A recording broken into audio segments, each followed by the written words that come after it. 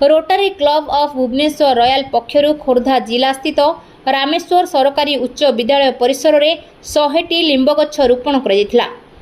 क्लब्र सभापति विभूतिभूषण करंक नेतृत्व में आयोजित यह चतुर्थ पर्याय वृक्षरोपण कार्यक्रम में मुख्य अतिथि भाव में प्रांतपाल यज्ञाशीष महापात्र, सम्मानित अतिथि भाव पर्यावरण कमिटी अध्यक्ष प्राक्तन प्रांतपाल शिवव्रत दास सह अध्यक्ष प्रशांत कुमार मिश्र, प्राक्तन सभापति संजय चौधरी जोगदे सबुजिमार गुरुत्व और परिवेशीय गंभीरता संपर्क में सचेतनतार वार्ता देथिले। मलेरिया और डेंगू भली मरणात्मक ज्वर को दूरे रखापी क्लब पक्षर स्थानीय बासिंदा मध्य मशारी और बेडसीट वितरण कर विभिन्न अंचल में मशारीर व्यापक वितरण सह यार अधिकरू अधिक व्यवहार नहीं सचेतनता सृष्टि करा बोली क्लब सभापति श्री कर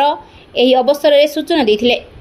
आगामी दिन में रामेश्वर निकटवर्ती खाली स्थान में रोटारी पक्षरु वृक्षरोपण कर सबुजिमार सृष्टि दिगरे पदक्षेप नियाजिबो बोली क्लब सभापति श्री कर सूचना देथिले।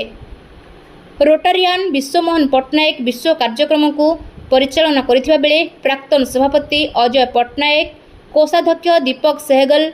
अर्जुन कुमार साहू, विश्वजित मिश्र, रोमा सहगल प्रमुख जोग देथिले। खोर्धारू ज्ञानरंजन दास रिपोर्ट, ज्योतिप्रभा न्यूज।